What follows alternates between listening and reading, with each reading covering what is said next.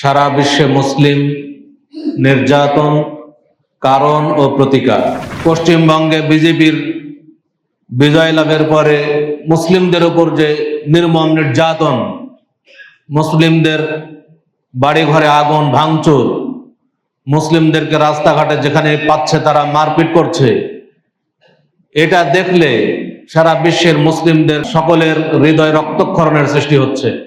ইন্নাল হামদালিল্লাহ নাহমাদুহু ওয়া নাস্তাঈনুহু ওয়া নাস্তাগফিরুহু ওয়া নাউযু বিল্লাহি মিন শুরুরি আনফুসিনা ওয়া মিন সাইয়্যাতি আ'মালিনা মান ইয়াহদিহিল্লাহু ফালা মুদিল্লা লাহু ওয়া মান ইউদ্লিল ফালা হাদিয়া লাহু ওয়া আশহাদু আন লা ইলাহা ইল্লাল্লাহু ওয়াহদাহু লা শারীকা লাহু ওয়া আশহাদু আন্না মুহাম্মাদান আবদুহু ওয়া রাসূলুহু ইয়া আইয়ুহাল্লাযীনা আমানুত্তাকুল্লাহা হাক্কা তুকাতিহি ওয়া লা তামুতুন্না ইল্লা ওয়া আনতুম মুসলিমুন ইয়া আইয়ুহান নাসুত্তাকু রাব্বাকুমুল্লাযী খালাকাকুম মিন নাফসিন ওয়াহিদা ওয়া খালাকা মিনহা যাওজাহা وبث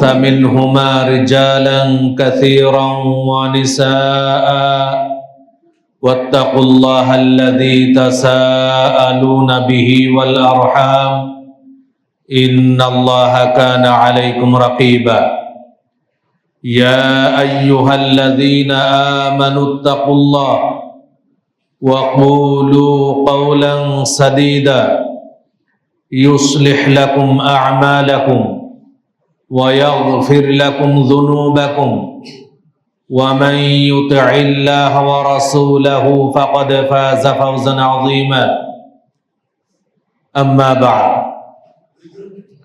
সমস্ত প্রশংসা সেই মহান রব্বুল আলামিনের জন্য, যার অশেষ মেহেরবানিতে আমরা আজকের এই জুমার দিনে জুমার সালাত আদায়ের উদ্দেশ্যে এই মসজিদে উপস্থিত হতে পেরেছি। তাই মহান আল্লাহর শুকরিয়া স্বরূপ সবাই বলে আলহামদুলিল্লাহ। তারপর পরেই বর্ষিত হোক অসংখ্য দরুদ ও সালাম প্রিয় নবী, বিশ্ব নবী, রাহমাতুল লিল আলামিন মুহাম্মদ সাল্লাল্লাহু আলাইহি ওয়াসাল্লামের প্রতি। সম্মানিত উপস্থিতি, মুসলিম আমরা বিজয়ী জাতি। মুসলিমদের ইতিহাস বিজয়ের ইতিহাস। কিন্তু দুঃখের বিষয় হলো সারা বিশ্বেই মুসলিমরা আজকে মার খাচ্ছি, সারা বিশ্বেই মুসলিমরা আজকে নির্যাতিত। এজন্য আজকের খুতবার বিষয়বস্তু সারা বিশ্বে মুসলিম নির্যাতন কারণ ও প্রতিকার। আমরা মুসলিম জাতির ইতিহাস যদি দেখতে পাবো বদর যুদ্ধের ইতিহাস। বদর যুদ্ধের ইতিহাস মুসলিমদের বিজয়ের ইতিহাস। ইয়ারমুকের যুদ্ধের ইতিহাস মুসলিমদের বিজয়ের ইতিহাস। মক্কা বিজয়ের ইতিহাস মুসলিমদের বিজয়ের ইতিহাস। কাদেসিয়ার যুদ্ধের ইতিহাস মুসলিমদের বিজয়ের ইতিহাস। বহু যুদ্ধ যদি আমরা পর্যালোচনা করি, সব জায়গায় মুসলিমদের বিজয়ের ইতিহাস আমরা দেখতে পাই। কারণ মুসলিমরা মরতে জানে, মুসলিমরা রক্ত দিতে জানে, মুসলিমরা যুদ্ধ করে আল্লাহকে সন্তুষ্ট করার জন্য, মুসলিমরা জিহাদ করে শহীদি তামান্নায়, শহীদ হওয়ার আকাঙ্ক্ষা নিয়ে। যখন কেউ শহীদ হওয়ার আকাঙ্ক্ষা নিয়ে জিহাদ করে তখন তার সামনে কোনো অস্ত্রই টিকে না। কারণ মুসলিমরা চায় শহীদ হতে, শহীদ হলে জান্নাত পাবো, জান্নাতের উঁচু মাকাম লাভ করব, এটাই মুসলিমদের টার্গেট। কিন্তু বর্তমান জামানায় মুসলিমদের সেই বিজয়ের ইতিহাস আস্তে আস্তে দুর্বল হয়ে পড়েছে। সারা বিশ্বে মুসলিমরা আজকে নির্যাতিত। আমরা আমাদের ছোট বয়স থেকে শুনে আসছি ফিলিস্তিনের মুসলিমদের কি করুণ অবস্থা। আমরা দেখে আসছি ইসরায়েলের ইহুদি হায়েনারা ফিলিস্তিনের নিরীহ মুসলিমদেরকে পাখির মতো গুলি করে হত্যা করছে। আমরা আরাকানের মুসলিমদেরকে দেখেছি, আরাকানের মুসলিমদের ওপরে সেই মায়ানমারের বৌদ্ধদেরকে নির্মম নির্যাতন। একইভাবে আমরা ইন্ডিয়াতেও দেখে আসছি। চীন দেশে চীনের কিছু ইতিহাস আমরা শুনে আসি। বর্তমানে পশ্চিমবঙ্গে বিজেপির বিজয় লাভের পরে মুসলিমদের উপর যে নির্মম নির্যাতন, মুসলিমদের বাড়ি ঘরে আগুন ভাঙচুর, মুসলিমদেরকে রাস্তাঘাটে যেখানে পাচ্ছে তারা মারপিট করছে, এটা দেখলে সারা বিশ্বের মুসলিমদের কারো কেউ স্থির থাকতে পারছে না। সকলের হৃদয় রক্তক্ষরণের সৃষ্টি হচ্ছে। সম্মানিত উপস্থিতি, আসলে মুসলিমদের এই বিজয়ের ইতিহাস দুর্বল হওয়ার কারণ কি, এই কারণগুলো আমাদের উদ্ঘাটন করা দরকার। এক নম্বর কারণ বলবো, মুসলিমদের সেই দুর্বলতা, মুসলিমদের নির্যাতিত হওয়ার এক নম্বর কারণ হলো ধর্মীয় নৈতিক বিচ্যুতি। আজকে মুসলিমরা নামে মুসলিম, কিন্তু মুসলিমদের ধর্মীয়ভাবে তাদের বিচ্যুত ঘটে গেছে এবং নৈতিকভাবে তাদের বিচ্যুতি ঘটেছে। আমরা রাসূল সাল্লাল্লাহু আলাইহি ওয়াসাল্লামের একটা হাদিস পর্যালোচনা করলে তার স্পষ্ট প্রমাণ আমরা দেখতে পাব। রাসূলুল্লাহ সাল্লাল্লাহু আলাইহি ওয়াসাল্লাম মুহাজিরদেরকে লক্ষ্য করে বলছেন, মদিনায় হিজরত করার পরে তিনি বলছিলেন, ইয়া মা'শারাল মুহাজিরিন, হে মুহাজির সম্প্রদায়, খামসুন ইযা তুলিতুম বিহিন্না ওয়া আউযু বিল্লাহি আন তুদরিকুহুন্না। পাঁচটি বিষয় আছে, যেই পাঁচটি বিষয়ে তোমরা পরীক্ষার সম্মুখীন হবে, কিন্তু যদি তোমরা ওই পাঁচটি বিষয়ে পতিত হও তাহলে তোমাদের উপর শাস্তি নেমে আসবে। পাঁচটি বিষয় কি? এক নম্বরে বলছেন, লাম তাযহারিল ফাহিশাতু ফি কওমিন কাত্তু হাত্তা ইউলিনু বিহা। যখন কোন জাতির মধ্যে প্রকাশ্য অশ্লীলতা ছড়িয়ে পড়বে, যখন কোন জাতির মধ্যে প্রকাশ্য অশ্লীলতা ছড়িয়ে পড়বে, তখন কি হবে? ইল্লা ফাশা ফিহিমুত তাউন, তখন ওই জাতির ওপরে প্লেগ রোগ বা মহামারী রোগের আবির্ভাব ঘটবে। শুধু প্লেগ রোগী না, তিনি বলছেন, ওয়াল আউজাউল্লাতী লাম তাকুন নাদাত ফি আসলাফিহিম আল্লাযীনা মাদাউ। এই মহামারী রোগ, প্লেগ রোগের ছাড়াও এমন সব রোগ ব্যাধির আবির্ভাব ঘটবে যেই সকল রোগ ব্যাধির কথা পূর্বেকার মানুষরা কখনো শুনেওনি, দেখেও। বর্তমান কিন্তু তাই হচ্ছে। বর্তমানে এমন কিছু রোগ আমাদের মাঝে আসছে যা আমাদের পূর্বপুরুষরা কখনো শুনেনি। নতুন নতুন রোগের সৃষ্টি হচ্ছে। আমরা দেখেছি ইতিপূর্বে কোভিড-19, যেই ক্ষুদ্র একটি ভাইরাস, সেই ভাইরাসের মোকাবেলা সারা বিশ্বের যত উন্নত সায়েন্স আছে কেউ করতে পারেনি। বরং যে সকল দেশে সবচেয়ে উন্নত সায়েন্স, উন্নত চিকিৎসা ব্যবস্থা, সেই দেশগুলোতেই বেশি আকারে আক্রান্ত হয়েছে এবং বেশি সংখ্যক মানুষ সে দেশগুলোতেই মারা গেছে। আল্লাহ তাআলা দেখিয়ে দিয়েছেন যে তোমরা যতই নিজেদের সায়েন্স, নিজেদের প্রযুক্তির বড়াই করো না কেন, আমার একটা ক্ষুদ্র ভাইরাসের তোমরা মোকাবেলা করতে সক্ষম নও। আমরা জানি সকল অশ্লীলতার মূল হচ্ছে মাদক। বলা হচ্ছে আল খামরু উম্মুল খাবায়েস, মদ হচ্ছে সকল অশ্লীলতার মূল। আজকের বর্তমান বাংলার বুকে মাদক দ্রব্যের সয়লাব।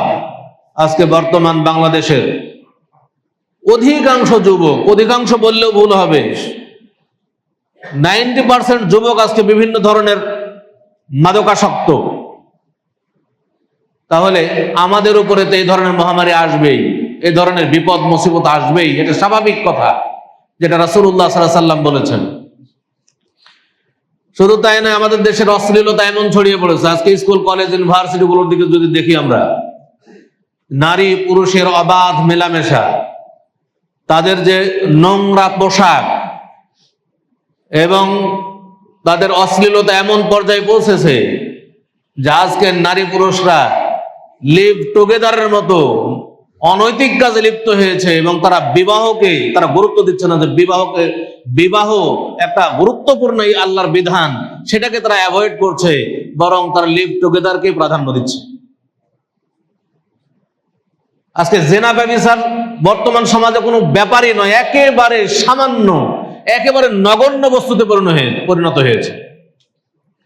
এজন্য আমাদের মাঝে বিভিন্ন সময় বিভিন্ন ধরনের রোগ ব্যাধির আবির্ভাব ঘটছে, যেটা আল্লাহ রাসূল সাল্লাল্লাহু আলাইহি ওয়াসাল্লাম বলছেন। 2 নম্বর রাসূল সাল্লাল্লাহু আলাইহি ওয়াসাল্লাম বলছেন, ওয়ালাম ইয়ানকুসুল মিকিয়ালা ওয়াল মিজানা ইল্লা উখিযু বিস-সিনিন ওয়া শিদ্দাতিল মাউনা ওয়া জাওরিস সুলতানি আলাইহি। যখন কোনো জাতি ওজনে বা মাপে কম দেওয়ায় অভ্যস্ত হয়, তখন সে জাতির উপরে নেমে আসে দুর্ভিক্ষ। বলছে ইল্লা উখিযু বিস-সিনিন, দুর্ভিক্ষ নেমে আসে, ওয়া শিদ্দাতিল মাউনা, এবং প্রচন্ড আকারে খাদ্যের সংকট ঘটে, ওয়া জাওরিস সুলতানি আলাইহিম, এবং শাসকের পক্ষ থেকে তাদের উপর অত্যাচার নেমে আসে, শাসক তাদের উপর অত্যাচার করতে থাকে। বর্তমান বাংলাদেশে আমরা যে জিনিসই কিনতে যাই না কেন, ওজন ঠিক দিবে এটা বিশ্বাস করা খুব কঠিন। অধিকাংশ ব্যবসায়ীরা আজকে ওজনে মাপে কম দেওয়ার জন্য বিভিন্ন ধরনের কৌশল অবলম্বন করছে, কিভাবে কম দেওয়া যায়, কিভাবে মানুষকে ঠকানো যায়, এই চেষ্টায় তারা ব্যস্ত। আর এই জন্যই আল্লাহ তাআলার পক্ষ থেকে আমাদের উপরে আযাব। যখন বৃষ্টি হচ্ছে না, অনাবৃষ্টি, সব পুড়ে মারা যাচ্ছে, আমাদের কৃষক ভাইয়েরা তারা চাষাবাদ করতে পারছে না পানির অভাবে। আবার যখন বৃষ্টি শুরু হচ্ছে, এমন বৃষ্টি শুরু হচ্ছে যে ফসল পচে যাচ্ছে, সব বৃষ্টি থামে না, সব ডুবে যাচ্ছে। এগুলো কিন্তু আমাদের পাপ কর্মেরই ফল। এটাই আল্লাহ রাসূল সাল্লাল্লাহু আলাইহি ওয়াসাল্লাম বলছেন, ইল্লা উখিযু বিস-সিনিন ওয়া শিদ্দাতিল মাউনা ওয়া জাওরিস সুলতানি আলাইহি। জাওরিস সুলতান, শাসকের পক্ষ থেকে অত্যাচার নির্যাতন নেমে আসবে যদি কোনো জাতি ওজনে বা মাপে কম দেওয়ায় অভ্যস্ত হয়।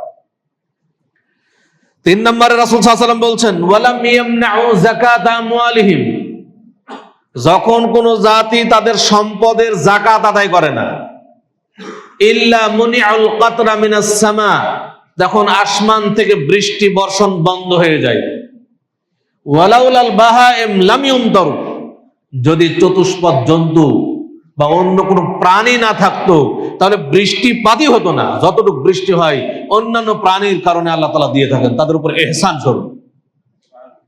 তারা যদি না থাকতো, তা আমরা যেমন আজকে আমাদের সম্পদের যাকাত আদায় করছি না, আমাদের উপর আল্লাহ তাআলা বৃষ্টি বর্ষণ বন্ধ করে দিতেন। এটা আল্লাহ রাসূল সাল্লাল্লাহু আলাইহি ওয়াসাল্লাম বলছেন। আল্লাহ রাসূল সাল্লাল্লাহু আলাইহি ওয়াসাল্লামের প্রতিটি কথা আল্লাহর ওহী, তার নিজের পক্ষ থেকে কথা তিনি বলেননি।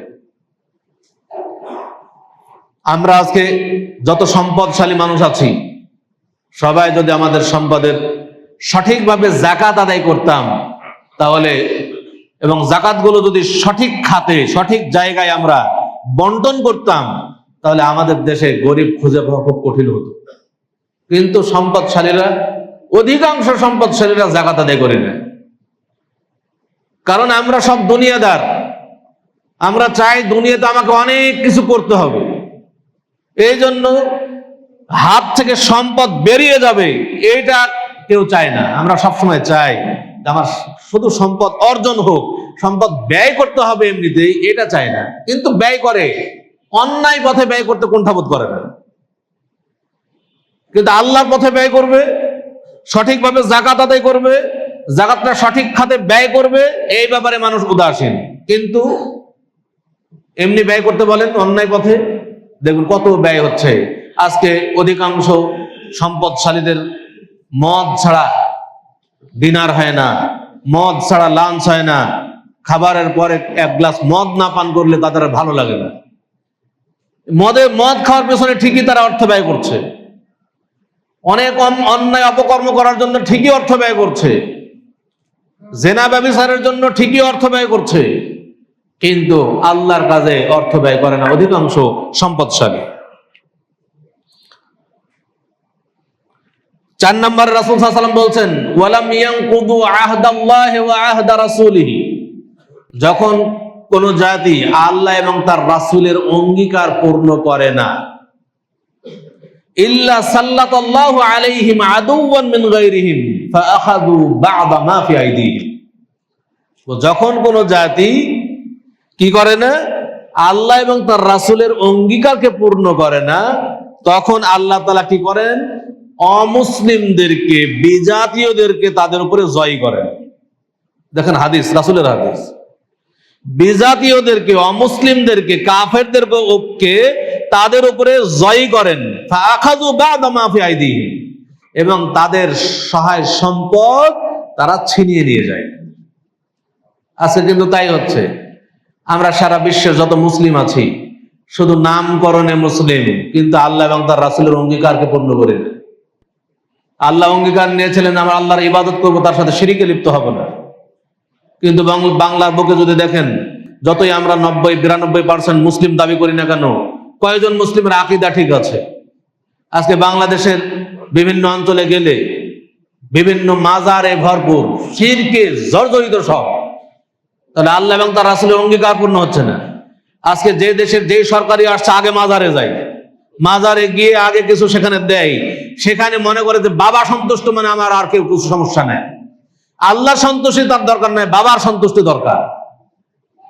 যখন কোন জাতির মধ্যে এই ধরনের আল্লাহ এবং তার রাসূলের অঙ্গীকারকে ভঙ্গ করার কাজে তারা লিপ্ত হয়, তখন আল্লাহ রাসূল সাল্লাল্লাহু আলাইহি ওয়াসাল্লাম বলছেন, অমুসলিমদেরকে, কাফেরদেরকে তাদের উপর আল্লাহ বিজয়ী করেন এবং মুসলিমদের সম্পদ তারা কেড়ে নিয়ে যায়, ছিনতাই করে নিয়ে চলে যায়।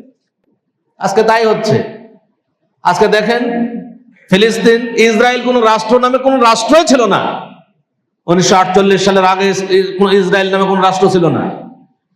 যারা আশ্রিত ফিলিস্তিনে, সেই আশ্রিত ইহুদিরাই আজকে মুসলিমদেরকে, যারা সেখানের আসল অধিবাসী, তাদেরকে তারা উৎখাত নিধন করার জন্য কত কি করছে তারা। আজকে মুসলিমদের দুর্বলতার কারণে কিন্তু অমুসলিম কাফেরদেরকে আল্লাহ তাআলা বিজয়ী করেছেন, তাদের হাতে মার খাচ্ছে আমরা। এটা আল্লাহ রাসূলের কথা, এটা আমার আপনার কথা নয়। 5 নম্বরে রাসূল সাল্লাল্লাহু আলাইহি ওয়াসাল্লাম বলছেন, ওয়ামা লাম তাহকুম আইম্মাতুহুম বিকিতাবিল্লাহ ওয়া ইয়াতাখায়্যারু মিম্মা আনজালাল্লাহ ইল্লা জাআলাল্লাহু বা'সাহুম বাইনাহুম, যখন কোন সরকার আল্লাহর কিতাব অনুযায়ী বিচার ফয়সালা করে না, যখন কোন দেশের সরকার, যখন কোন দেশের বিচার ব্যবস্থা আল্লাহর বিধান অনুযায়ী, আল্লাহর কিতাব অনুযায়ী বিচার ফয়সালা করে না, তখন কি বলছেন, ইল্লা জাআলাল্লাহু বা'সাহুম বাইনাহুম, তখন আল্লাহ তাআলা তাদের নিজেদের মধ্যে পরস্পরের যুদ্ধ বাঁধিয়ে দেন। আজকে দেখেন, আমরা এক মুসলিম আরেক মুসলিমের সাথে যুদ্ধ করছি। আমরা মুসলিমদের মধ্যে, এক দেশের মধ্যেই আমরা একে অপরের সাথে যুদ্ধ লেগে গেছি। কি কারণে? আমরা আল্লাহর কিতাব অনুযায়ী বিচার ফয়সালা করছি না। আমাদের দেশের বিচার ব্যবস্থা আল্লাহর কিতাব অনুযায়ী পরিচালিত হয় না। আমাদের দেশের বিচার ব্যবস্থা অমুসলিম কাফেরদের আইন অনুযায়ী পরিচালিত হয়। অতএব আমাদের মধ্যে কখনোই শান্তি শৃঙ্খলা আসবে না। যতই আমরা চেষ্টা করি না কেন যে দেশে শান্তি দরকার, শান্তি দরকার, আমরা সবাই চাই শান্তি, কিন্তু শান্তি কখনোই আসবে না, কারণ আমাদের দেশ কিতাব অনুযায়ী, আল্লাহর কিতাব কোরআন অনুযায়ী চলে না। যতদিন পর্যন্ত দেশে আল্লাহর কিতাব অনুযায়ী বিচার ফয়সালা হবে না, ততদিন পর্যন্ত আমরা যতই নিজেদের মনে করি যে আমাদের দেশে শান্তি ফিরে আসুক, কখনোই শান্তি ফিরে আসবে না। আল্লাহ তাআলা নিজেই যুদ্ধ বাঁধিয়ে রাখবেন, এটা আল্লাহ তাআলার ঘোষণা। রাসূলের ঘোষণা মানে এটা আল্লাহর ঘোষণা, কারণ আল্লাহর ওহী এটা, যে আমাদের পরস্পরের মধ্যে আল্লাহ তাআলা যুদ্ধ বাঁধিয়ে রাখবেন। সম্মানিত উপস্থিতি, তাহলে আমরা মুসলিমরা আজকে নির্যাতিত, এর মূল কারণ হলো আমরা ধর্মীয় ভাবে আমরা বিচ্যুত, আমরা প্রকৃত ধর্মের উপরে নাই। যারা আমরা ধর্ম পালন করছি, যারা নিজেদেরকে মুসলিম দাবি করছি, মুসলিমরা আমরা দুই প্রকার। এক প্রকার মুসলিম আল্লাহর ইবাদত করতে চায়, আরেক প্রকার মুসলিম যারা ইবাদতই করতে চায় না, শুধু নাম কাওয়াস্তে মুসলিম। যারা ইবাদত করতে চায় না তাদের মুসলিম নামকরণ করে কোনো লাভ নেই, তাদের কোনো জান্নাত কখনোই সম্ভব না। কিন্তু যারা ইবাদত করতে চায়, যারা মসজিদে আসি, যারা সালাত আদায় করি, সিয়াম পালন করি, হজ করি, তাদের মধ্যে আমরা আবার দুই ভাগে বিভক্ত। এক প্রকার যারা পবিত্র কোরআন এবং সহিহ হাদিস অনুযায়ী সার্বিক জীবন গড়ে তুলতে চায়, আরেক প্রকার তারা পবিত্র কোরআন এবং সহিহ হাদিস অনুযায়ী জীবন করতে চায় না, বরং তারা নিজেদের মাযহাব, তরিকা, ইমামের মতানুসারে নিজেদেরকে করতে চায়। সম্মানিত উপস্থিতি, আমাদের ধর্মীয় বিচ্যুতি শুধু নিজেকে মুসলিম দাবি করার নাম নয়, ধর্মীয় বিচ্যুতি হবে মুসলিম দাবি করার পরেও যদি আপনি কোরআন এবং সহিহ হাদিস অনুযায়ী সার্বিক জীবন গড়ে না তোলেন, তাহলে অবশ্যই আপনি ধর্মীয়ভাবে বিচ্যুতি ঘটেছে আপনার। কারণ আল্লাহ রাসূল সাল্লাল্লাহু আলাইহি ওয়াসাল্লাম বিদায় হজ্জের ভাষণে ঘোষণা দিচ্ছেন, তারাকতু ফীকুম আমরাইন লান তাদিল্লু মা তামাসসাকতুম বিহিমা কিতাবাল্লাহি ওয়া সুন্নাত নবিয়্যিহি। আমি তোমাদের মাঝে দুইটি বস্তু ছেড়ে যাচ্ছি, যতদিন পর্যন্ত তোমরা এই দুইটি বস্তুকে দৃঢ়ভাবে আঁকড়ে ধরে থাকবে ততদিন পর্যন্ত পথভ্রষ্ট হবে না। সেই দুইটি বস্তু কি? এক, আল্লাহর কিতাব কোরআন, দুই, ওয়া সুন্নাত নবিয়্যিহি, তার নবীর সুন্নাত। আমাদেরকে যতদিন আমরা বেঁচে থাকবো একমাত্র পবিত্র কোরআন এবং সহিহ হাদিসকে নিঃশর্তভাবে আঁকড়ে ধরে থাকতে হবে, তাহলেই আমরা ধর্মীয়ভাবে আমরা সঠিক জায়গায় থাকবো, সঠিক রুটে থাকবো। আর যদি পবিত্র কোরআন এবং সহিহ হাদিস ছেড়ে দিয়ে নিজেদের খেয়াল খুশি মতো ইসলাম পালন করি, তাহলে আমরা আল্লাহর পথ থেকে বিচ্যুত হয়ে যাব। সম্মানিত উপস্থিতি, দুই নাম্বার যেটা আমরা নৈতিক বিচ্যুতি বলছি, আজকে দেখেন আমরা মুসলিমরা নৈতিকভাবে আমাদের বিচ্যুতি ঘটেছে। মুসলিম, আমি মুসলিম সুদখোর, আমি মুসলিম ঘুষখোর, আমি মুসলিম চাঁদাবাজ, আমি মুসলিম দুর্নীতিবাজ, আমি মুসলিম জেনাকার, আমি মুসলিম কত পাপাচারে লিপ্ত, আমি মুসলিম হারামখোর, আমি মুসলিম নেশাদার দ্রব্য ভক্ষণ করছি, বিভিন্ন ধরনের পাপাচারে লিপ্ত, অথচ আমি নিজেকে মুসলিম দাবি করছি। তাহলে আমার নৈতিকভাবে আমি কখনোই মুসলিম দাবি করতে পারি না। মুসলিমের নৈতিকতা তো এমন হওয়া উচিত নয়। মুসলিম কখনো চাঁদাবাজ হতে পারে না, মুসলিম কখনো দুর্নীতিবাজ হতে পারে না, মুসলিম কখনো নেশাদার দ্রব্য ভক্ষণ করতে পারে না, মুসলিম যে কোনো হারাম জিনিস শোনা মাত্রই বর্জন করবে, এটা মুসলিমদের বৈশিষ্ট্য। কিন্তু আজকে মুসলিমদের মধ্যে এই নৈতিক বিচ্যুতি ঘটে গেছে, এই জন্য মুসলিমরা আজ দুর্বল, মুসলিমরা মার খাচ্ছে, আল্লাহর সাহায্য মুসলিমদের উপর নেমে আসছে না। সম্মানিত উপস্থিতি, তিন নম্বরে বলবো মুসলিমদের মার খাওয়ার তিন নম্বর কারণ হলো মুসলিমরা আজকে বিভিন্ন দলে মতে বিভক্ত, মুসলিমদের ইউনিটি নষ্ট হয়ে গেছে। আজকে সারা বিশ্বের যদি 700 কোটি মুসলিম, 700 কোটি মুসলিমের মধ্যে প্রায় 200 কোটির বেশি মুসলিম বসবাস করছি, মানে 1/3 মুসলিম আমরা সারা বিশ্বের সব মানুষের মধ্যে। তো মুসলিমরা তো দুর্বল হওয়ার কথা নয়, মুসলিমরা তো সংখ্যায় কম না, তারপরে মুসলিমরা কেন দুর্বল? কারণ মুসলিমরা সংখ্যায় কম না হলেও মুসলিমরা আজকে আমরা বিভিন্ন দলে মতে বিভক্ত, মুসলিমরা আমরা একজন আরেকজনের শত্রুতে পরিণত হয়েছি, মুসলিমরা কখনো একজন আরেকজনের ভালো চায় না, এই জন্য আমরা আজকে দুর্বল। অথচ দেখেন ইহুদিরা, খ্রিস্টানরা, তারা কিন্তু মুসলিমের বিরুদ্ধে সব এক, কিন্তু আমরা কিন্তু মুসলিমরা এক হতে পারছি না। অথচ আল্লাহ তাআলা ঘোষণা দিচ্ছেন, ওয়া'তাসিমু বিহাবলিল্লাহি জামিআন ওয়া লা তাফাররাকু, তোমরা আল্লাহর রজ্জুকে দৃঢ়ভাবে আঁকড়ে ধরো এবং তোমরা মতনৈক্য করো না, বিভিন্ন দলে মতে বিচ্ছিন্ন হইও না। তাহলে আল্লাহ তাআলা রজ্জুকে আঁকড়ে ধরতে বললেন। আল্লাহর রজ্জু কি? ওহীর বিধান, পবিত্র কোরআন এবং সহিহ হাদিস হচ্ছে আল্লাহর রজ্জু। তাহলে আল্লাহ তাআলা এই আয়াতে মুসলিম জাতিকে ঐক্যবদ্ধ থাকার নির্দেশ দিলেন, ঐক্যের মানদণ্ড তিনি বলে দিলেন, সেই মানদণ্ড হচ্ছে আল্লাহর রজ্জু, ওহীর বিধান, পবিত্র কোরআন এবং সহিহ হাদিস হচ্ছে মুসলিম ঐক্যের মানদণ্ড। আজকে সারা বিশ্বের সকল মুসলিম যদি আমাদের নিজেদের মত, নিজেদের গোঁড়ামি, নিজেদের অহংকার, ত্যাগ করে যদি আমরা একমাত্র পবিত্র কোরআন এবং সহিহ হাদিসকে নিঃশর্তভাবে গ্রহণ করতাম, তাহলে মুসলিম জাতি আজকে এক হতে পারত। আমরা যতই স্লোগান দেই না কেন, সব দুনিয়ার মুসলিম এক হও এক হও, এই স্লোগানটা কিন্তু আমরা যত ইসলামী দল আছে সবাই দেই। এই স্লোগান সবার মুখে মুখে, দুনিয়ার মুসলিম এক হও এক হও, এই স্লোগান ততক্ষণ পর্যন্ত বাস্তবায়ন হবে না যতক্ষণ পর্যন্ত এক হওয়ার প্ল্যাটফর্ম নির্ধারণ না করবে। আমি আমার জায়গা থেকে বলছি দুনিয়ার মুসলিম এক হও, আরেকজন আরেক জায়গা থেকে বলছে দুনিয়ার মুসলিম এক হও, কিন্তু এক হব কোথায় এই জায়গা আমরা নির্ধারণ করছি না।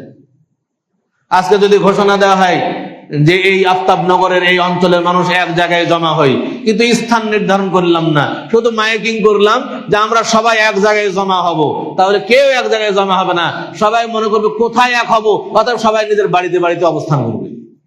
কিন্তু আগে জায়গা নির্ধারণ করতে হবে, এই জায়গায় আজকে এক জায়গায় এক হব, আমরা এই জায়গায় এক হতে হবে। জায়গা নির্ধারণ না করলে কেউ এক হতে পারবে না। অতএব এক হওয়ার জায়গা নির্ধারণ করতে হবে। এক হওয়ার জায়গায় হচ্ছে পবিত্র কোরআন এবং সহিহ হাদিস, ওহীর বিধান। সবাই যদি এই ওহীর বিধান মেনে নেয় তাহলে এক হওয়া সম্ভব। এখন কেউ যদি ওহীর বিধান না মানে তাহলে এক হবে না। অতএব এক হওয়ার মানদণ্ড আমাদের নির্ধারণ করতে হবে। আহলে হাদিস আন্দোলন বাংলাদেশ, বাংলাদেশ আহলে হাদিস যুব সংঘ এই এক হওয়ার প্ল্যাটফর্ম নির্ধারণ করে দিয়েছে। সকল বিধান বাতিল করো, ওহীর বিধান কায়েম করো। আসুন পবিত্র কোরআন ও সহিহ হাদিসের আলোকে জীবন গড়ি। এই কোরআন এবং সহিহ হাদিস হচ্ছে এক হওয়ার মানদণ্ড। আমরা সবাই যদি পবিত্র কোরআন এবং সহিহ হাদিসকে মেনে নেই তাহলে এক হতে পারবো, অন্যথায় এক হওয়া সম্ভব না। এক হতে গেলে এটা অবশ্যই দরকার। সম্মানিত উপস্থিতি, আমরা সবাই যে যাই করি না কেন পবিত্র কোরআন এবং সহিহ হাদিসকে মানদণ্ড হিসেবে গ্রহণ করব। সেখানে কি আছে আমি সেভাবে করব, তাহলে এক হওয়া সম্ভব। আল্লাহ তাআলা আমাদের সকলকে ঐক্যবদ্ধ হওয়ার তৌফিক দান করুন। আল্লাহ তাআলা আমাদের সকলকেই একমাত্র পবিত্র কোরআন এবং সহিহ হাদিসের নিঃশর্ত অনুসারী হওয়ার তৌফিক দান করুন। সম্মানিত উপস্থিতি, এরপরে 4 নম্বরে বলবো মুসলিম জাতির নির্যাতিত হওয়ার কারণ অর্থনৈতিক পরনির্ভরশীলতা। আজকে মুসলিম জাতি অর্থনৈতিকভাবে তারা নির্ভরশীল নয়, তারা অর্থনৈতিকভাবে অন্যের উপর নির্ভরশীল হয়ে আছে, অন্যের উপর নির্ভর করে। আজকে মুসলিম জাতি, সারা বিশ্বের সব মুসলিম জাতি আজকে অর্থনৈতিকভাবে খুবই দুর্বল। তারা নিজেরা কিছু করতে চায় না। আজকে দেখেন ইহুদিদের সংখ্যা মাত্র কত, অল্প কিছু সংখ্যক ইহুদি, তারা সারা বিশ্বকে পরিচালনা করছে। তারা আগে অর্থনৈতিকভাবে স্বাবলম্বী হয়েছে, তার ওই চিন্তায় আগে করেছে যে সারা বিশ্বের অর্থনীতি তারা পরিচালনা করছে। এটা তো মুসলিম জাতির হওয়া দরকার ছিল। যদি মুসলিম জাতি সারা বিশ্বের অর্থনীতিকে পরিচালিত করতে পারত তাহলে মুসলিম জাতির শক্তি ঠিক থাকতো। আজকে মুসলিম জাতির এই দুর্বলতা একটা বড় দুর্বলতা। সারা বিশ্বের মুসলিম জাতির কাছে যত সম্পদ আছে এই সম্পদকে আমরা সঠিক কাজে ব্যয় করি না। আজকে মুসলিমদেরকে আল্লাহ তাআলা কম সম্পদ দেন নাই, মুসলিমদেরকে আল্লাহ তাআলা বহু সম্পদ দিয়েছেন। আলহামদুলিল্লাহ, এক সৌদি আরবে যত স্বর্ণের খনি আছে, যত তেল আছে, যত মাশাআল্লাহ মূল্যবান বস্তু আল্লাহ তাআলা দিয়েছেন এই আরাবিয়ান কান্ট্রি গুলোতে, এগুলো যদি সঠিকভাবে ব্যয় হতো আর মুসলিমদের শক্তি অর্জনের জন্য কাজ করা হতো তো মুসলিমরা আজকে এত দুর্বল হতো না। এখানে আমরা আজকে দুর্বল। মুসলিমরা আমাদের আল্লাহ তাআলা যে নিয়ামত আমাদেরকে দান করেছেন, স্বর্ণ, তেল, ইউরেনিয়াম, যত নিয়ামত আল্লাহ তাআলা দান করেছেন এগুলোকে আমরা সঠিক কাজে ব্যয় করতে পারিনি। এগুলো আমাদেরকে ব্যবহার করে ইহুদি খ্রিস্টানরা তারা আমাদেরকে ব্যবহার করছে। অতএব সারা বিশ্বের মুসলিম জাতির এই বিষয়টি লক্ষ্য রাখা উচিত। আমরা যেন উদ্যোক্তা হই, বিভিন্ন ধরনের মুসলিম জাতির সবাই যেন অর্থনৈতিকভাবে শক্তিশালী হয়, তাহলে মুসলিমদের শক্তি ফিরে আসবে ইনশাআল্লাহ। 4 নম্বরে বলবো 5 নম্বর নেতৃত্বের দুর্বলতা। আজকে মুসলিমদের নেতৃত্ব দেওয়ার কেউ নাই। সারা বিশ্বের যত মুসলিম আছে বলিষ্ঠ, যোগ্য, সৎ নেতৃত্ব এটার বড় অভাব পড়ে গেছে। এই জন্য নেতৃত্বের অভাবের কারণে মুসলিমরা আজকে একও হচ্ছে না, মুসলিমরা শক্তিও প্রয়োগ করতে পারছে না। নেতৃত্ব বড় একটা জিনিস। একটা নেতৃত্ব, যোগ্য নেতৃত্বের ফলে অনেক কিছু করা সম্ভব। যোগ্য নেতৃত্ব না থাকলে আপনি কিছুই করতে পারবেন না। যতই লক্ষ লক্ষ কোটি কোটি মানুষ থাক না কেন কিছুই করতে পারবেন না যদি নেতৃত্ব ঠিক না থাকে। এজন্য মুসলিমদের নেতৃত্বের দুর্বলতা, এটা বড় দুর্বলতা, মুসলিম জাতির দুর্বলতা। এর মূল কারণ হলো কি, আজকে মুসলিম জাতির মধ্যে ইসলামিক খেলাফত যেটা প্রধান শক্তি ছিল, এই ইসলামিক খেলাফত বিদায় নিয়েছে। গণতান্ত্রিক শাসন ব্যবস্থা, গণতান্ত্রিক রাষ্ট্র ব্যবস্থার মাধ্যমে মুসলিম জাতির শক্তি কখনোই ফিরে আসবে না। কারণ গণতান্ত্রিক ভাবে যারা ক্ষমতায় আসছি, তারা ক্ষমতা চেয়ে নিয়ে আসছি এবং ক্ষমতা অর্জন করার জন্য বিভিন্ন কৌশল অবলম্বন করছি, ক্ষমতা অর্জন করার জন্য বিভিন্ন অন্যায়, অপকর্ম, দুর্নীতিতে লিপ্ত হচ্ছি। অতএব তাদের মাধ্যমে তো ইসলাম শক্তিশালী হবে না, মুসলিম শক্তিশালী হবে না।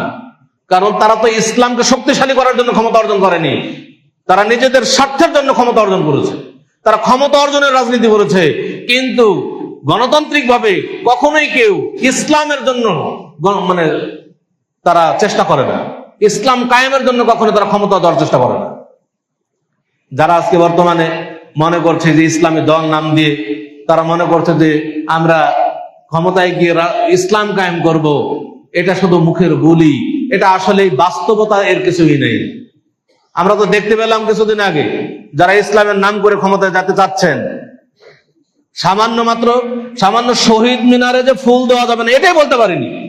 ক্ষমতায় যাওয়ার পরে শহীদ মিনারে ফুল দেওয়া যাবে না, এটা শিরক, এই কথাটা বলা সাহস হয়নি। তাহলে কিভাবে ইসলাম কায়েম হবে? ইসলাম তো এইভাবে কায়েম হবে না। সম্মানিত উপস্থিতি, আমাদের বোঝা দরকার, আসলে ক্ষমতা দখলের জন্য আজকে আমরা বিভিন্ন দুর্গাপূজা পর্যন্ত পাহারা দিচ্ছি। এগুলো কি আমাদের সামনে এখনো স্পষ্ট হয়নি যে এগুলো আসলে ক্ষমতা দখলের রাজনীতি? ইসলাম কায়েমের কখনো রাজনীতি নাই। ইসলাম কায়েমের রাজনীতি করলে কখনোই সে দুর্গাপূজায় দিতে পারতো না, কখনোই সে শহীদ মিনারে ফুল দিতে পারতো না। এটা ইসলাম প্রতিষ্ঠার জন্য যদি কেউ কাজ করে, এটা তার পক্ষে কখনো সম্ভবই না। অতএব আমাদের বুঝতে হবে ইসলামিক খেলাফত এটাই হচ্ছে মূলত মুসলিম জাতির শক্তি। কারণ যিনি খলিফা হবেন তিনি আল্লাহর দ্বীন কায়েমের জন্য চেষ্টা করবেন, দ্বীন কায়েমের জন্য জীবন দিবেন। তিনি নিজের ব্যক্তি স্বার্থকে দেখবেন না, দ্বীনের ইসলামের স্বার্থকে তিনি সামনে রাখবেন, আল্লাহর বিধানের স্বার্থকে তিনি সামনে রাখবেন। নিজের স্বার্থকে জলাঞ্জলি দিয়ে তিনি আল্লাহর বিধান কায়েমের জন্য চেষ্টা করবেন। আজকে ইসলামিক খেলাফতের কথা বলতে না বলতে এমন হয়েছে, যখন কোনো জায়গায় ইসলামিক খেলাফতের কথা বলা হয়, মানুষ অনেকে মনে করে যে কি জঙ্গি নাকি, কি চরমপন্থী নাকি, ইসলামিক খেলাফত কেন বলছে? অথচ ইসলামিক খেলাফত হচ্ছে মূল রাজনীতি, ইসলামী রাজনীতি। ইসলামিক খেলাফত এটা কোরআনেও এসেছে, হাদিসে এসেছে। গণতন্ত্রের কথা কোরআনে হাদিসে আসেনি, রাজতন্ত্রের কথা কোরআনে হাদিসে আসেনি, কিন্তু ইসলামিক খেলাফতের কথা আল্লাহ কোরআনেও বলেছেন, হাদিসেও বলেছেন। আল্লাহ রাসূল সাল্লাল্লাহু আলাইহি ওয়াসাল্লাম তিনি বলছেন, পৃথিবীতে শাসন ব্যবস্থা প্রতিষ্ঠিত হয়েছে, শুরু হয়েছে নবীদের মাধ্যমে। আল্লাহ তাআলা প্রথমে নবী নিযুক্ত করেছেন, নবীদের মাধ্যমে তিনি শাসন চালিয়েছেন। আল্লাহ রাসূল সাল্লাল্লাহু আলাইহি ওয়াসাল্লাম বলছেন, আল্লাহ তাআলা যতদিন চান নবুয়তি পদ্ধতি রাখবেন, যখনই চাইবেন না নবুয়তি পদ্ধতি উঠিয়ে নেবেন। নবুয়তি পদ্ধতি উঠে গেছে, মুহাম্মদ সাল্লাল্লাহু আলাইহি ওয়াসাল্লাম শেষ নবী, তারপরে আর কোনোদিন নবী আসবে না। আল্লাহ রাসূল বলছেন, নবুয়তি পদ্ধতি শেষ হওয়ার পরে তিনি নবুয়তি পদ্ধতিতে খেলাফত দান করবেন। আল্লাহ রাসূল বলছেন, সুম্মা তাকুনু খিলাফাতান আলা মিনহাজিন নবুওয়া, তোমাদের মধ্যে ফিরে আসবে নবুয়তি পদ্ধতির খেলাফত কায়েম হবে। নবী মুহাম্মদ সাল্লাল্লাহু আলাইহি ওয়াসাল্লামের মৃত্যুর পরে খেলাফত কায়েম হয়েছে। আবু বকর রাদিয়াল্লাহু তাআলা খলিফা হয়েছেন, ওমর রাদিয়াল্লাহু তাআলা খলিফা হয়েছেন, ওসমান রাদিয়াল্লাহু তাআলা খলিফা হয়েছেন, আলী রাদিয়াল্লাহু তাআলা খলিফা হয়েছেন। আমরা ইসলামের 4 খলিফার ইতিহাস জানি। নবুয়তি পদ্ধতিতে বললেন কেন? নবুয়তি পদ্ধতি বলতে সিলেকশন পদ্ধতি, ইলেকশন পদ্ধতি নয়। ইলেকশন পদ্ধতি নয়, সিলেকশন পদ্ধতি। আবু বকর রাদিয়াল্লাহু তাআলা যখন খলিফা হলেন, ইলেকশনের মাধ্যমে হয়নি, সিলেকশনের মাধ্যমে হয়েছেন। ওমর রাদিয়াল্লাহু তাআলা যখন খলিফা হলেন, সিলেকশনের মাধ্যমে হয়েছেন, তাকে ইলেকশন করতে হয়নি, ভোট চাইতে হয়নি যে আমাকে খলিফা বানাও, আমি ভোট চাই, আমাকে ভোট দাও, আমি খলিফা হব, এটা বলেন নাই। প্রত্যেকটা খলিফা সিলেকশনের মাধ্যমে হয়েছেন। এই জন্য বলছে আলা মিনহাজুন নবুওয়া, নবুয়তি পদ্ধতিতে খেলাফত হবে। এরপর রাসূল সাল্লাল্লাহু আলাইহি ওয়াসাল্লাম বলছেন, খেলাফত পদ্ধতি আল্লাহ যতদিন চান রাখবেন, তারপর উঠিয়ে নেবেন। তারপরে বলছেন, সুম্মা তাকুনু মুলকান আযবান, খেলাফত পদ্ধতির পরে তোমাদের মাঝে আসবে অত্যাচারী শাসকের জামানা। আল্লাহ রাসূল বলছেন, অত্যাচারী শাসকের জামানা আল্লাহ যতদিন চান রাখবেন, তারপর উঠিয়ে নেবেন। এরপর আসবে মুহাম্মদ তাকুনু মুলকান জাবরিয়াতান, তোমাদের মধ্যে আসবে জবর দখলকারী শাসকের জামানা। এটা হলো বর্তমান জামানা, জবর দখলকারী শাসকের জামানা চলছে। শুধু বাংলাদেশের সারা বিশ্বের দিকে যদি লক্ষ্য করেন, এখন জবর দখলকারী শাসক চলছে, যে যেভাবে ক্ষমতা দখল করতে পারে। এই জামানা বর্তমান জামানা। এটা আল্লাহ রাসূলের কথা, এটা আমার কথা নয়, আমি অনুবাদক। এরপর রাসূল সাল্লাল্লাহু আলাইহি ওয়াসাল্লাম বলছেন, জবর দখলকারী শাসক আল্লাহ তাআলা যতদিন চান রাখবেন, তারপর উঠিয়ে নেবেন। সুম্মা তাকুনু খিলাফাতান আলা মিনহাজিন নবুওয়াহ, এরপরে জবর দখলকারী শাসকের জামানা পরেই আবারও তোমাদের মাঝে নবতী পদ্ধতিতে খেলাফত প্রতিষ্ঠিত হবে। সুম্মা সাকাতা, অতঃপর তিনি চুপ হয়ে গেলেন। অর্থাৎ শেষ জামানা খেলাফত প্রতিষ্ঠা হবে। এই খেলাফত প্রতিষ্ঠা হওয়ার পরে কিয়ামত হবে, কিয়ামতের আগে খেলাফত আসবে। এটা আল্লাহর রাসূলের কথা, মানে আল্লাহর ওহী, যেভাবে বলেছেন সেভাবেই পর্যায়ক্রম হয়ে আসছে। বিন্দু মাত্র পরিবর্তন হবে না, যা বলেছেন তাই হবে, কারণ এটা আল্লাহর ওহী। আমি আপনি বিশ্বাস করি আর না করি, হবেই হবে। এই বিশ্বাস যদি কেউ না রাখে, তার ইমানের সমস্যা। এটা হবেই, খেলাফত কায়েম হবেই। এই ব্যাপারে যদি কারো সামান্য সন্দেহ থাকে, তার ইমানের সমস্যা হবে। কারণ আল্লাহ রাসূলের কথা, এটা হাদিস, এটা কোন ব্যক্তির কথা নয়। অতএব এই খেলাফত, যেই খেলাফত প্রতিষ্ঠা হবে আল্লাহ রাসূল বলেছেন, সেই খেলাফত প্রতিষ্ঠার জন্য আমাদের কাজ করতে হবে। তাহলে মুসলিম জাতি শক্তি ফিরে আসবে, তাহলে মুসলিম জাতি বিজয়ী হবে। কিয়ামতের আগে মুসলিম জাতি বিজয়ী হবে, এটাও রাসূল সাল্লাল্লাহু আলাইহি ওয়াসাল্লাম বলছেন। কেন বিজয়ী হবে? খেলাফত প্রতিষ্ঠা হবে। এই খেলাফতের মাধ্যমে কিন্তু মুসলিম জাতির বিজয় হবে। সম্মানিত উপস্থিতি, খেলাফত প্রতিষ্ঠা হবে কিভাবে? এটাও আল্লাহ কোরআনে বলছেন। আল্লাহ বলছেন সূরা নূরের 55-56 নম্বর আয়াত পড়বেন, দেখবেন সূরা আন-নূর 24 নম্বর সূরা 55 এবং 56 নম্বর আয়াত। আল্লাহ বলছেন ওয়া'আদাল্লাহুল লাযীনা আমানু মিনকুম ওয়া আমিলুস সালিহাত, আল্লাহ তাআলা যারা ঈমানদার এবং সৎকর্মশীল তাদের জন্য আল্লাহ ওয়াদা করেছেন। কি ওয়াদা? লা ইয়াস্তাখলিফান্নাহুম ফিল আরদি কামা ইস্তাখলাফাল লাযীনা মিন ক্বাবলিহিম, আল্লাহ তাআলা অবশ্যই তাদেরকে দুনিয়াতে খেলাফত দান করবেন, যেমন ভাবে খেলাফত দান করেছিলেন পূর্ববর্তীদেরকে। আল্লাহ অবশ্যই তাকিদ করছেন, লা ইয়াস্তাখলিফান্নাহুম, দুইবার তাকিদ, লাম তাকিদ আর নুন তাকিদ, দুই তাকিদ আসছে এখানে। লা ইয়াস্তাখলিফান্নাহুম, অবশ্যই আল্লাহ তাআলা তাদেরকে দুনিয়াতে খেলাফত দান করবেন। তাদেরকে খেলাফত দান করবেন ঈমানদার এবং সৎকর্মশীলদেরকে। অতএব আমরা যদি খেলাফত প্রতিষ্ঠা করতে চাই, আমাদের ঈমানদার হতে হবে, সৎকর্মশীল হতে হবে। বাংলার অধিকাংশ মানুষ যদি শিরিক ছেড়ে দিয়ে তাওহীদপন্থী হয়, বাংলার অধিকাংশ মানুষ যদি বিদআত ছেড়ে দিয়ে সুন্নাতপন্থী হতে পারে, তাহলে সেই দিন খেলাফত প্রতিষ্ঠা হবে ইনশাআল্লাহ। অতএব এই শিরিক এবং বিদআতকে উৎখাত করার জন্য আমাদের কাজ করতে হবে। শিরিক এবং বিদআত সমাজ থেকে যেদিন উঠবে, সেই দিন ইনশাআল্লাহ খেলাফত প্রতিষ্ঠা হবে। এটা আল্লাহ তাআলার ঘোষণা, এটা আমার আপনার ঘোষণা নয়। সম্মানিত উপস্থিতি, অতএব আমাদেরকে যদি মুসলিম জাতির শক্তি ফিরিয়ে নিয়ে আসতে চাই, অবশ্যই খেলাফত প্রতিষ্ঠার কাজ করতে হবে। 6 নম্বরে বলবো মুসলিম জাতির মার খাওয়ার 6 নম্বর কারণ, বিজাতীয় সংস্কৃতির গোলামি করা। আজকে মুসলিমরা মুসলিমদের সংস্কৃতিকে ভুলে গিয়ে বিজাতীয় সংস্কৃতি গোলামি করছি আমরা। মুসলিম সংস্কৃতির মূল হচ্ছে তাওহীদ, মুসলিম সংস্কৃতির মূল হচ্ছে আল্লাহর সন্তুষ্টি।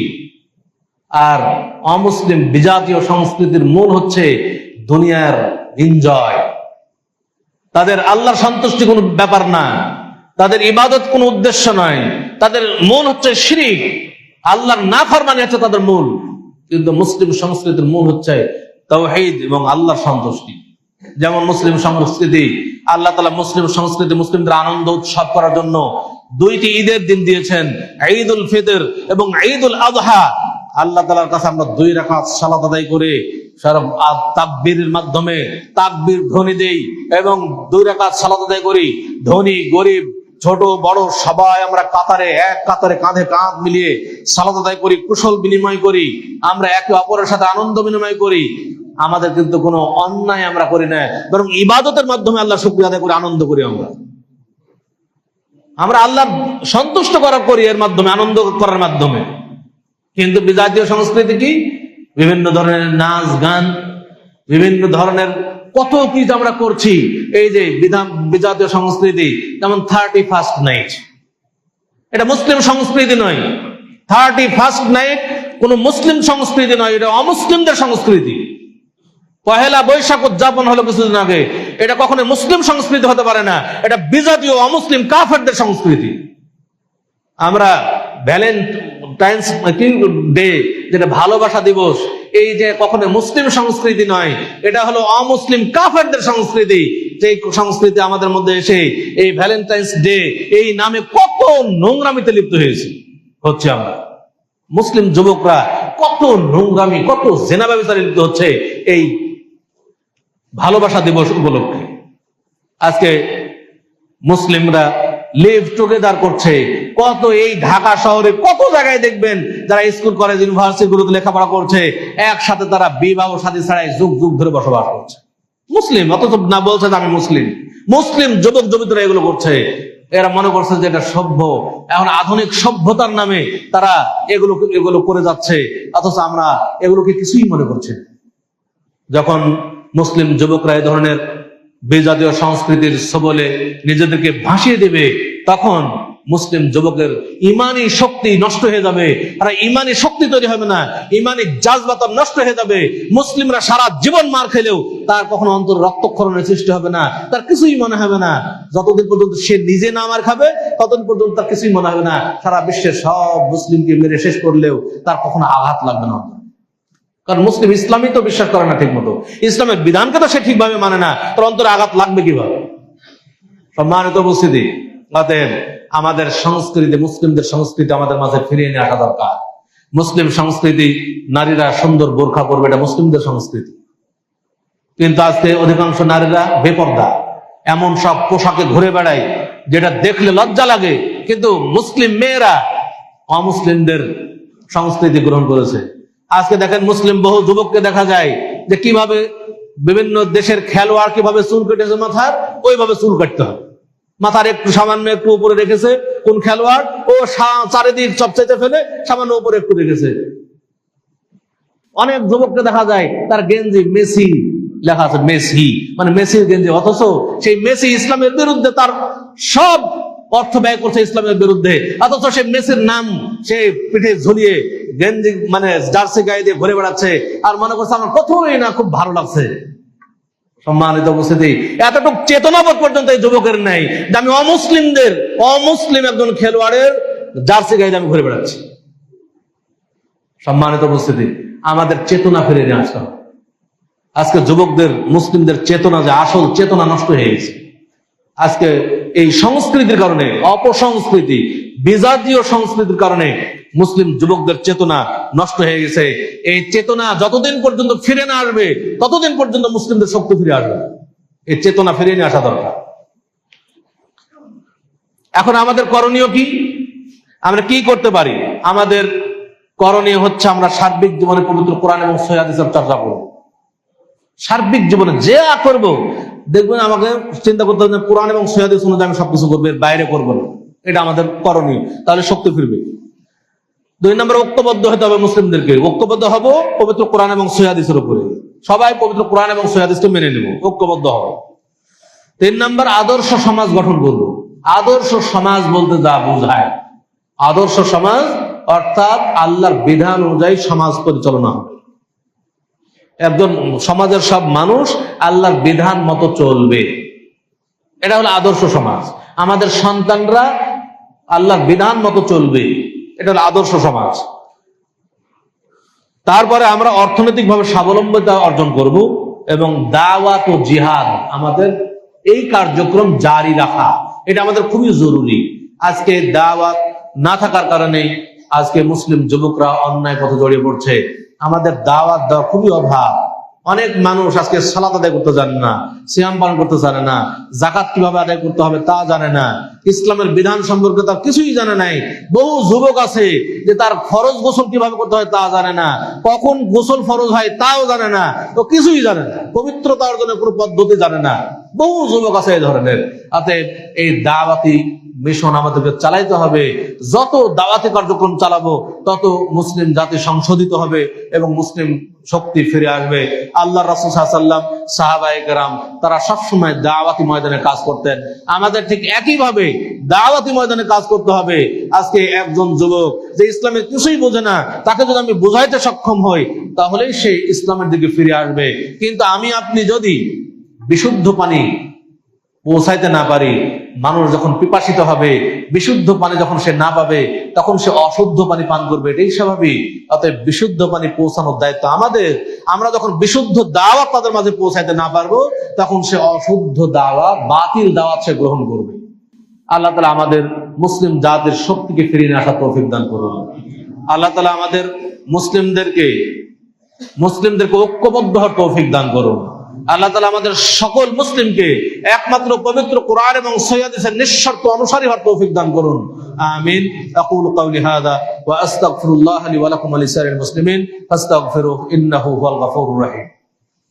ইন্নাল হামদালিল্লাহ নাহমাদুহু ওয়া নাস্তাঈনুহু ওয়া নাস্তাগফিরুহু ওয়া নাউযু বিল্লাহি মিন শুরুরি আনফুসিনা ওয়া মিন সাইয়্যাতি আ'মালিনা মান ইয়াহদিহিল্লাহু ফালা মুদিল্লা লাহু ومن يضلل فلا هادي له واشهد ان لا اله الا الله وحده لا شريك له واشهد ان محمدا عبده ورسوله اللهم صل على محمد وعلى ال محمد كما صليت على ابراهيم وعلى ال ابراهيم انك حميد مجيد اللهم بارك على محمد وعلى ال محمد كما باركت على ابراهيم وعلى آل إبراهيم إنك حميد مجيد اللهم أعز الإسلام والمسلمين وأذل الشرك والمشركين ودمر أعداءك أعداء الدين اللهم اغفر للمؤمنين والمؤمنات والمسلمين والمسلمات والأحياء والأموات اللهم إنا نسألك الهدى والتقى والعفاف والغنى اللهم إنا نعوذ بك من الكفر والفقر ومن عذاب القبر لا إله إلا أنت اللهم إنا نعوذ بك من البرص والجنون والجذام ومن سيء الأسقام اللهم عافينا في بدننا اللهم عافينا في سمعنا اللهم عافينا في بصرنا لا إله إلا أنت اللهم اجعلنا من المتقين اللهم اجعلنا من المصلحين اللهم اجعلنا من المصلين اللهم اجعلنا من شهداء الأبرار اللهم اجعلنا من أصحاب الجنة الفردوس اللهم اجعلنا من أصحاب الجنة الفردوس اللهم أجرنا من النار اللهم أجرنا من النار اللهم أجرنا من النار اللهم ارزقنا رزقا حلالا طيبا واسعا يا رب العالمين اللهم ارزقنا رزقا حلالا طيبا واسعا يا رب العالمين اللهم انصر المسلمين في فلسطين اللهم انصر المسلمين في فلسطين اللهم انصر المسلمين في فلسطين اللهم انصر المسلمين في الهند اللهم انصر المسلمين في الهند اللهم انصر المسلمين في كل مكان يا رب العالمين ربنا آتنا في الدنيا حسنة وفي الآخرة حسنة وقنا عذاب النار عباد الله إن الله يأمر بالعدل والإحسان وإيتاء ذي القربى وينهى عن الفحشاء والمنكر والبغي يعظكم لعلكم تذكرون فاذكروا الله يذكركم واشكروه على نعمه يزدكم ولذكر الله أكبر والله يعلم ما تصنعون আহলে হাদিস আন্দোলন বাংলাদেশ।